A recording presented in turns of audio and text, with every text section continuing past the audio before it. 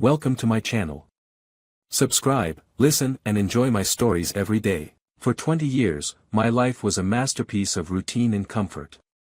A loving wife, a steady career, and a quiet house tucked away in a suburban neighborhood. To anyone looking in from the outside, I was a man who had it all. But perfection has a way of blinding you to cracks forming in the foundation. It started with a message, a flicker of light on my wife's phone, left carelessly on the car seat. We were on our way to grab coffee before heading to her sister's for a casual afternoon visit. Jonathan from work, the notification read, with a message that could have been innocent. But it wasn't. Can't stop thinking about last weekend. I stared at it, unblinking. My stomach turned, a sensation I hadn't felt since my father's funeral a decade ago. The betrayal felt like a punch I didn't see coming, and in that moment, I wasn't sure whether to laugh, scream, or cry. Before I could react, the coffee shop door flung open, and there she was, smiling, radiant, and entirely unbothered. She froze when she saw the phone in my hand, her eyes darting between me and the screen like a thief caught red-handed. Without a word, she lunged for the phone, snatching it with a force that nearly knocked it from my grip. "Forgot this," she said, too casually, her voice betraying a hint of nervousness. She was already typing furiously, probably deleting the evidence, but I said nothing. I didn't confront her. Not then. The rest of the day passed in a haze. I played the role of dutiful husband, nodding at small talk and smiling at jokes I didn't hear. My mind kept circling back to that text. Who was Jonathan? How long had this been going on? My wife wasn't clumsy enough to leave such a damning message lying around by accident. That meant one of two things: she was arrogant or careless. Neither option was comforting. That night, as she slept soundly beside me, I stared at the ceiling, my mind racing. Questions poured in like a flood, and none of the answers made sense. Could I be imagining this? Was I overreacting? My gut said no, and over the years, I'd learned to trust my instincts. The next day, I began to notice things that had previously seemed unremarkable: the sudden enthusiasm for late-night work calls, her new obsession with her appearance, the way she seemed glued to her phone even during our quiet moments together. Each one was a piece of a puzzle I didn't want to solve, but couldn't ignore. I needed answers, but I needed them quietly. Confrontation wasn't my style, I was more of a strategist, a planner. It was what made me good at my job, and I wasn't about to abandon those instincts now. Instead, I waited. I watched. I listened. Over the weeks that followed, I compiled a mental ledger of her behavior. She became more distant, her smiles less frequent, her laughter forced. But when I asked her if everything was all right, she insisted it was, her voice warm but hollow. "It's just work stress," she'd say, brushing a hand over mine. "Nothing to worry about." But I worried. I worried a lot. One evening, I saw my chance. She was in the shower, her phone charging on the nightstand. My hands trembled as I picked it up, but my resolve didn't waver. Her password was the same as it had been for years: our wedding date. The irony made me want to laugh and scream all over again. Her messages were a goldmine of betrayal. Jonathan was more than a colleague, he was her secret, her escape. They had a shared language of intimacy and inside jokes that spoke of something far deeper than casual flirtation. Words like, "can't wait to see you again," and "last weekend was perfect," were daggers, each one twisting deeper into the wounds I didn't know I had. Still, I wasn't ready to confront her. Not yet. Confrontation without a plan was just chaos, and I needed clarity. I needed evidence. I needed to know the full scope of what I was dealing with. The following week, I installed tracking software on her phone. The guilt I felt for invading her privacy was dwarfed by the need to protect myself. I told myself I wasn't the one breaking vows, she was. And I needed to know the truth. The software worked silently, invisibly. It logged her texts, her calls, her location. Within days, the picture became painfully clear. She wasn't just meeting Jonathan at work. There were dinners, weekend getaways, even hotel stays. The level of deceit was staggering, and yet she carried on at home as if nothing was amiss. But the moment that solidified everything for me wasn't the texts or the GPS pings. It was the discovery of a small velvet box in her car one evening when she'd asked me to grab something she'd forgotten. Inside was a bracelet, delicate, intricate, and entirely not for me. There was a receipt folded neatly beneath it. A jewelry store downtown.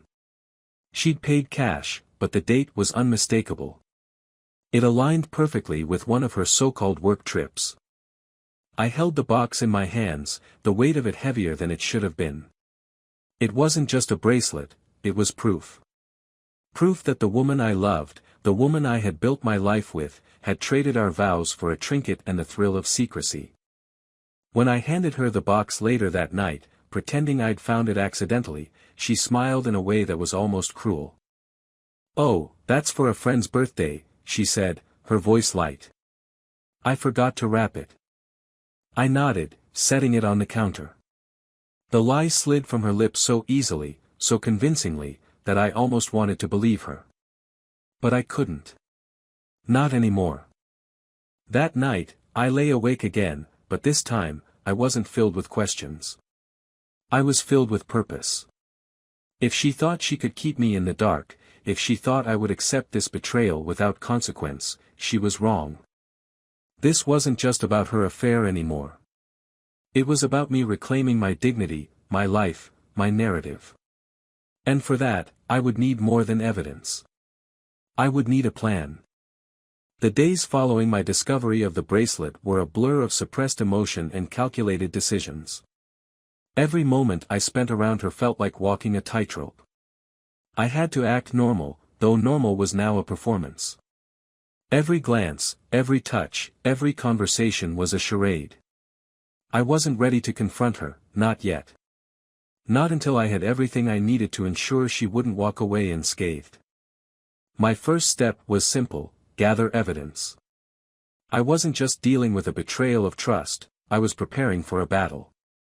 If she thought she could leave this marriage with anything other than the clothes on her back, she was sorely mistaken. The tracking software on her phone became my lifeline. I watched as her GPS showed her movements, visits to restaurants she'd never mentioned, nights spent at boutique hotels I hadn't heard of. Every text message between her and Jonathan painted a clearer picture. They spoke of passion, of longing, of future plans. They even joked about me. The audacity was nauseating, but it only fueled my resolve. One message stood out: "I'll tell him when the time is right." Tell me. Tell me what? That she was leaving me? That she'd been living a double life? My hands clenched into fists at the thought, but I reminded myself to stay calm. Anger wouldn't win this war. Strategy would. I called a lawyer, a sharp, no-nonsense woman named Cynthia who had come highly recommended. During our first meeting, I laid everything out: the evidence, the timeline, the suspicions. She listened quietly, taking notes, her face unreadable. When I finished, she leaned back in her chair and folded her hands. "You've done your homework," she said. "That's good. This won't be easy, but it's winnable. First, we'll make sure you protect your assets. Second, we'll ensure this affair works against her in any settlement negotiations. But you need to be patient. Don't confront her until we're ready." Patience wasn't my strong suit, but I nodded. "What about the house?" Cynthia smiled thinly. "If we play this right, she won't see a dime of it." The next few weeks were a whirlwind of preparation. I gathered financial records, credit card statements, and even bank statements from her hidden accounts. Every piece of information I unearthed painted a picture of someone who had been planning her escape long before I caught on. She'd been siphoning money from our joint account into a private one under her maiden name. There were withdrawals for trips, expensive dinners, and gifts. It wasn't just the betrayal of her affair that stung, it was the betrayal of our shared life, our shared dreams. And yet, I played the part of the oblivious husband. I kissed her goodnight, asked about her day, even brought her coffee in bed. If she suspected anything, she didn't show it. She was too wrapped up in her fantasy world with Jonathan to notice the storm brewing beneath the surface. The breaking point came on a Wednesday evening. She was out late again, claiming she had a work meeting. The tracking app told a different story. She was at Jonathan's apartment. I stared at the screen, my jaw tight, the glowing dot mocking me with its stillness. She wasn't coming home anytime soon. I called Cynthia the next morning. "It's time," I said. "Are you sure?" "Absolutely." She sighed. "Then we'll move forward. But remember, don't let emotions cloud your judgment. Stick to the plan." The plan was simple: confront her in a way that left no room for denial.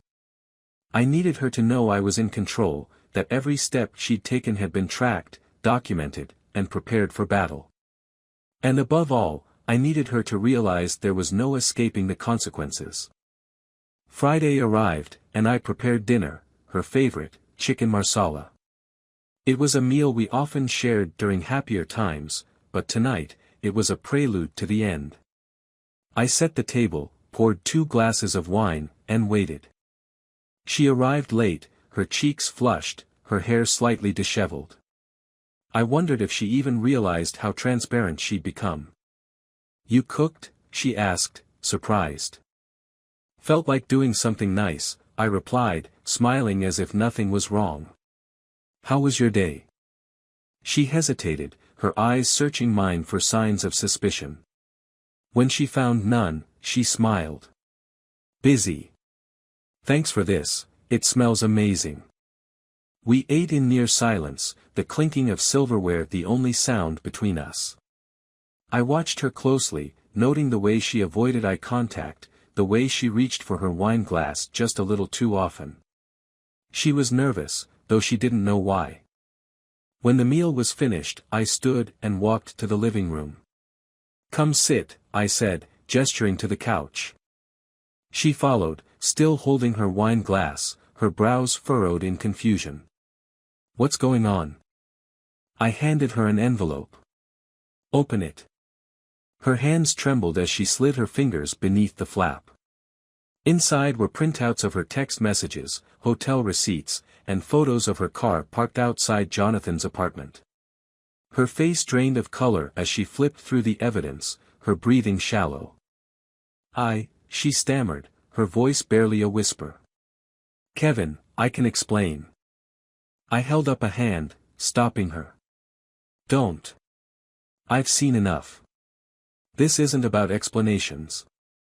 This is about consequences." Her eyes filled with tears, but I felt no sympathy. "Kevin, I'm so sorry. It wasn't supposed to be like this."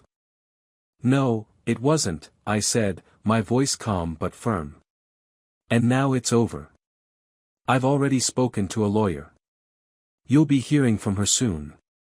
She opened her mouth to speak, but no words came. For the first time in months, she looked vulnerable, unsure.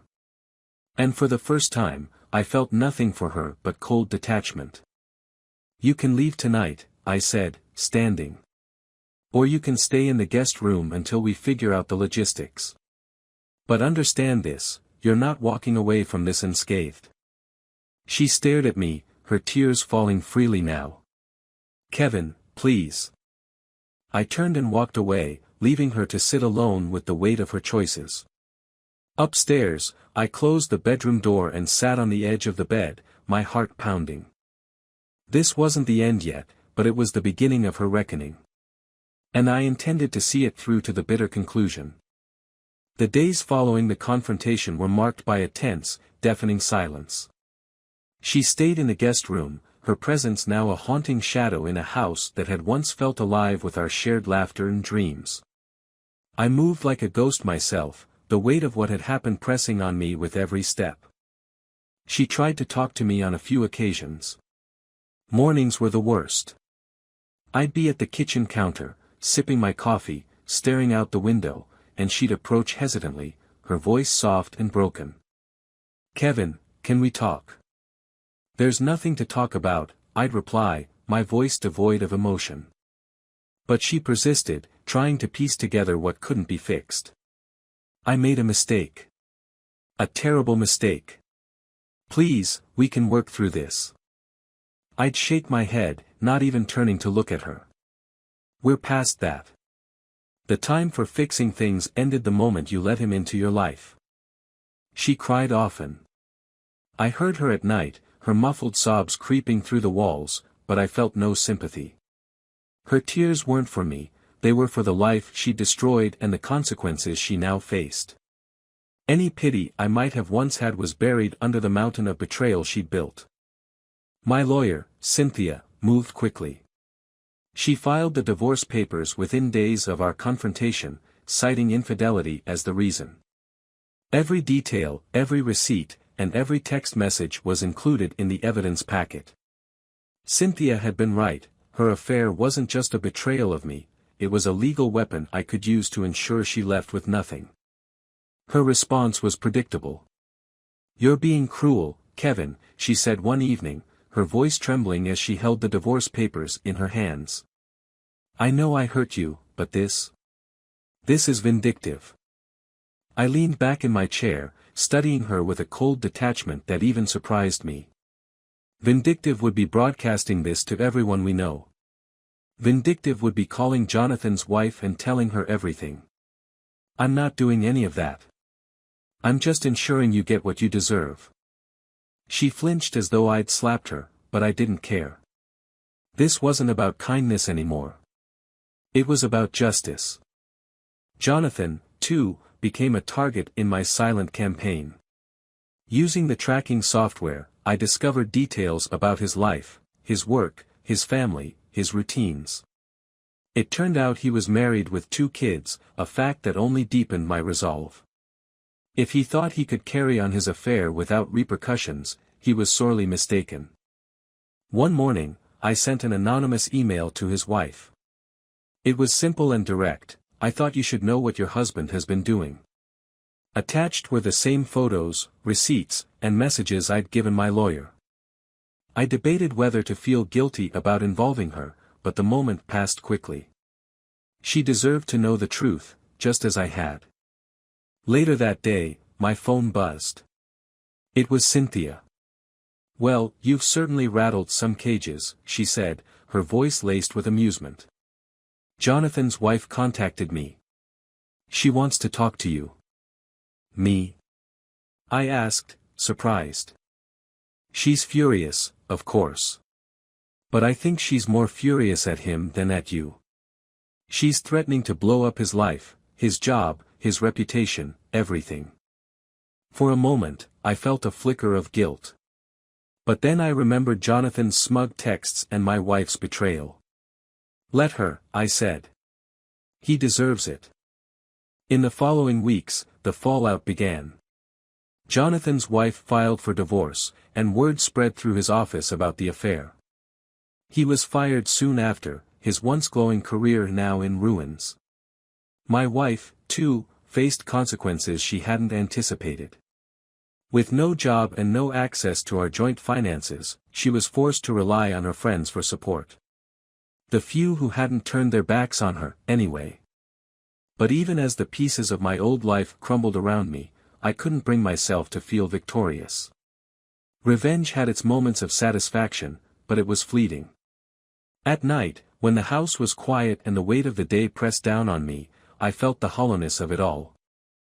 One evening, as I was going through paperwork, my wife approached me again. She looked smaller somehow, as though the weight of her choices had physically diminished her. "Kevin," she said softly, "I know I can't fix what I've done. I know you'll never forgive me. But please, don't hate me." I set down the papers and looked at her, really looked at her, for the first time in weeks. Her eyes were red and swollen, her once confident demeanor now replaced with vulnerability. And for a moment, I felt a pang of something, pity, maybe. But it wasn't enough to erase what she'd done. I don't hate you, I said finally. But I can't love you either. Not anymore. She nodded, her lips trembling as fresh tears rolled down her cheeks. I understand. That was the last meaningful conversation we had. 2 weeks later, she moved out, taking only a few suitcases of clothes and personal items. The house felt emptier without her, but it also felt lighter. The weight of her betrayal no longer lingered in every corner, every room. I watched her car pull out of the driveway, the taillights disappearing into the distance, and for the first time in months, I felt a strange sense of peace. This wasn't the ending I'd wanted, but it was the ending I needed. I turned back to the house and closed the door behind me. My life wasn't the same, but it was mine again. And that, I realized, was enough. In the months following her departure, I began to rebuild my life. The house, once a sanctuary of shared dreams, became an empty shell filled with echoes of what used to be. Friends and family tried to rally around me, offering support and encouragement, but their words felt hollow. I couldn't shake the feeling that while I had won the battle, I had lost something far greater. Revenge, it turned out, was a hollow reward. For every victory, the divorce finalized in my favor, the satisfaction of knowing Jonathan's life was in shambles, the return of my financial security, there was an ache that lingered just beneath the surface. The ache of loss, of betrayal, and of a life I could never get back. At first, I threw myself into distractions. Work became my refuge, my fortress. I stayed late at the office, took on extra projects, and even volunteered for tasks no one else wanted. Anything to keep my mind from wandering back to the memories of us, of her. But at night, when the distractions faded and the silence crept in, the weight of it all came crashing down. One evening, as I was sorting through old boxes in the attic, I found a photo album we'd made years ago. It was filled with pictures from our early days, smiling faces, shared vacations, milestones celebrated together. In one photo, we were standing on a rocky cliff overlooking the ocean, her arm wrapped tightly around me, her smile radiant. I closed the album and set it aside, unable to look any longer. It was too much, too painful. I thought revenge would heal me, that justice would bring closure. Instead, it had left me with a life full of ghosts. Weeks turned into months, and the monotony of my new routine became suffocating. I rarely left the house outside of work, and the friends who had once been so supportive stopped calling. I didn't blame them. My bitterness had become a shield, pushing away anyone who tried to help. Then, one rainy evening, I received a phone call that changed everything. It was from Cynthia, my lawyer. Her voice, usually sharp and confident, was subdued. "Kevin," she began, hesitating. "I wasn't sure if I should call, but I thought you should know." "Know what?" I asked, my chest tightening. "It's about your ex-wife. She's gone." For a moment, I thought I'd misheard her. "What do you mean, gone?" "She was found this morning," Cynthia said softly. "An apparent overdose." "I'm sorry." The words hit me like a freight train, leaving me breathless. I sank into the nearest chair, my mind racing. Overdose? It didn't make sense. She wasn't the type. But then, I realized, I didn't know who she was anymore. Not really. The details trickled in over the next few days. She had been staying with a friend, struggling to rebuild her life. The affair had cost her more than I'd realized, not just her marriage, but her job, her friends, her reputation. Jonathan, the man she'd risked everything for, had left her as well, moving out of state without so much as a goodbye. In the end, she was alone. Guilt consumed me. I had wanted her to suffer, but not like this. Not to the point where she saw no way out. I replayed every cold word, every calculated move I'd made against her, and wondered if I had pushed her too far. Had I crossed a line in my quest for vengeance? Had I become the monster I wanted her to see? The funeral was small, attended only by a handful of people. I stood at the back, unnoticed, my presence a secret shame.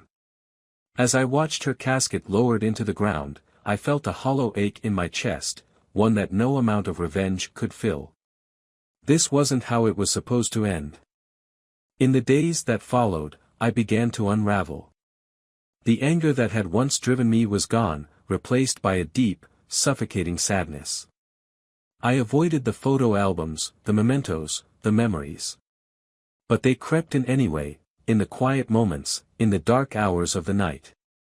One evening, I found myself sitting at the edge of our bed, the same bed we had shared for years, the one I couldn't bring myself to replace. The weight of it all pressed down on me, heavier than it had ever been. I picked up a photo from the nightstand. It was one of us, taken on our anniversary, smiling and happy, oblivious to the storm that would one day destroy us. I stared at it for what felt like hours, the tears coming unbidden. "I'm sorry," I whispered into the empty room, the words falling into the void. "I'm so sorry." In the end, it wasn't the betrayal that broke me. It was the loss. Of her, of us, of the life we had built together. I had won the battle, but I had lost the war. And now, I was left with nothing but the echoes of a life I could never reclaim.